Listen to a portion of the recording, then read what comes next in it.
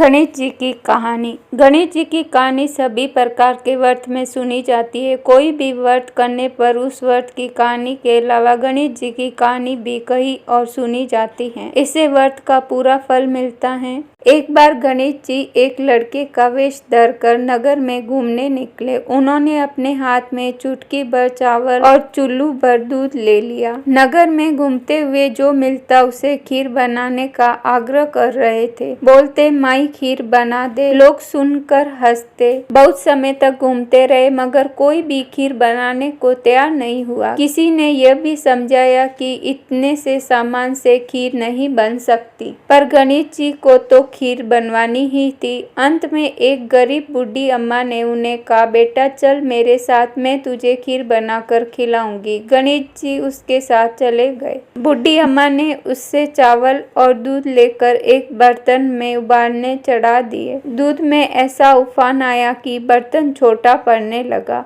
बूढ़ी अम्मा को बहुत आश्चर्य हुआ, कुछ समझ नहीं आ रहा था। अम्मा ने घर का सबसे बड़ा बर्तन रखा, वो भी पूरा भर गया। खीर बढ़ती ही जा रही थी, उसकी खुशबू भी चारों तरफ फैल रही थी। खीर की मीठी मीठी खुशबू के कारण अम्मा की बहू के मुंह में पानी आ गया। उसकी खीर खाने की तीव्र इच्छा होने लगी। उसने एक कटोरी में खीर निकाली और दरवाजे के पीछे बैठकर बोली, ले गणेश तू भी खा, मैं भी खाऊं, और खीर खा ली। बूढ़ी अम्मा ने बाहर बैठे गणेश जी को आवाज लगाई, बेटा तेरी खीर तैयार है, आकर खा ले। गणेश जी बोले, अम्मा तेरी बहू ने भोग लगा दिया, मेरा पेट तो भर गया, खीर तू गांव वालों को खिला दे। बूढ़ी अम्मा गांव वालों को निमंत्रण देने गई। सब हंस रहे थे। अम्मा के पास तो खुद के खाने के लिए तो कुछ नहीं है, पता नहीं गांव को कैसे खिलाएगी, पर फिर भी सब आए। बूढ़ी अम्मा ने सबको पेट भर खीर खिलाई। ऐसी स्वादिष्ट खीर उन्होंने आज तक नहीं खाई थी। सभी ने तृप्त होकर खीर खाई, लेकिन फिर भी खीर खत्म नहीं हुई, भंडार भरा ही रहा। हे गणेश जी महाराज,